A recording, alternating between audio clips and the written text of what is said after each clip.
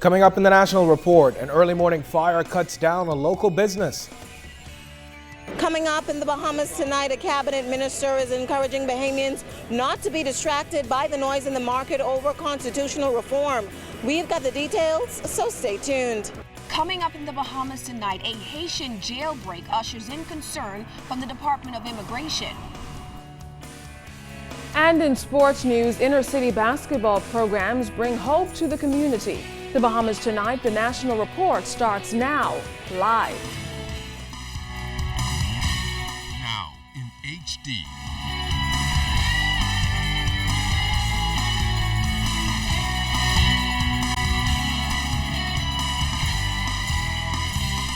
ZNS Network presents The Bahamas Tonight. This portion of the news brought to you by BTC Every Day.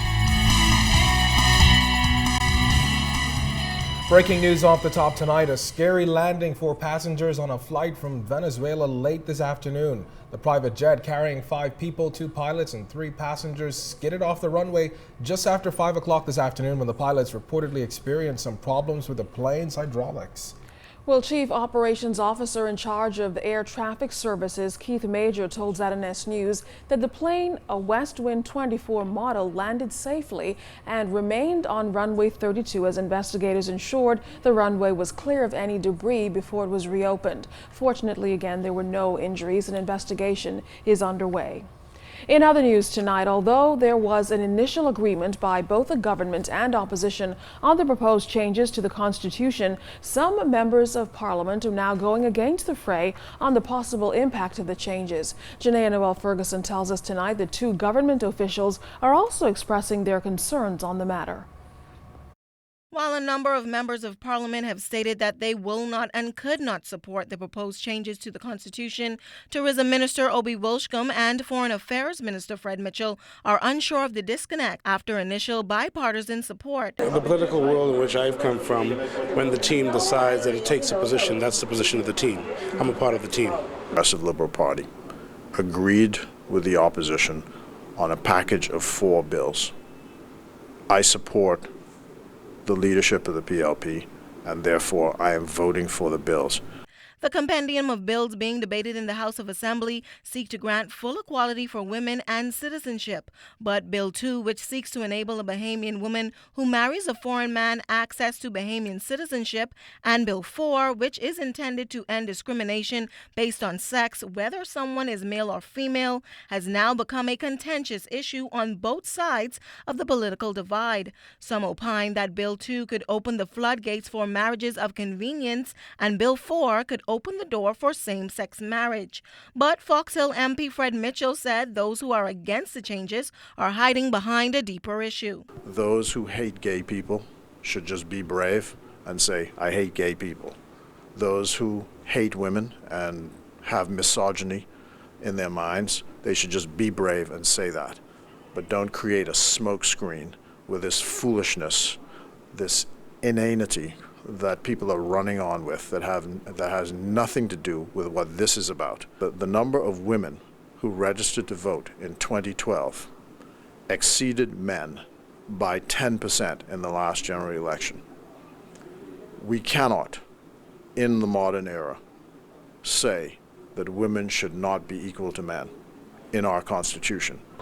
Now, while the debate is expected to be an emotional and heated one, Minister Mitchell says that there are no international implications if Bahamians don't vote in favor of gender equality. The Constitution as it is passes muster with all of our obligations, and this isn't a matter of international pressure or any of those things. This is a matter of what is the right thing to do. Janae Noel Ferguson, ZNS Network News. Director of the Crisis Center and women's rights advocate Dr. Sandra Dean Patterson is calling on opposition members not to lose focus on the importance of the referendum. Speaking to the media at a press conference outside the House of Assembly yesterday, Dr. Patterson urged members of Parliament, especially opposition members, not to use the referendum as a political football. I would challenge Dr. Minnis not to lose the momentum that he had when this bill was first mentioned 2 weeks ago. Exactly. It's very important for opposition and government to come together and speak out in one voice. We cannot allow this to become a political football. No. That's what happened the last time, and we're walking that same road, and we cannot allow it. We have to do differently, and we have to help our people not to be guided or misguided by what's happening in the House. In other news tonight, Director of Immigration William Pratt is saying there are concerns over the possibility that Haitian prisoners who escaped from a Haitian jail Sunday could end up in this country. Now, officials in Haiti believe some of those prisoners may have fled abroad. Tonight, our Charisma Robinson tells us what officials are prepared to do to safeguard our borders. 300 prisoners who were being held for serious offenses apparently made their way out of custody during a mass breakout at a prison outside of the Haitian capital Sunday. Among them, the son of a prominent Haitian businessman and at least 2 of his associates who were captured at a border. As of today, only a few other prisoners have been captured, and Haitian officials believe many of them may have already fled abroad. It's a situation Director of Immigration William Pratt says we have to watch carefully, as the Bahamas is already plagued with illegal migration. He says the Bahamas cannot afford any of these hardened criminals to reach Bahamian shores. Of course, no country wants criminals to be smuggled into their country.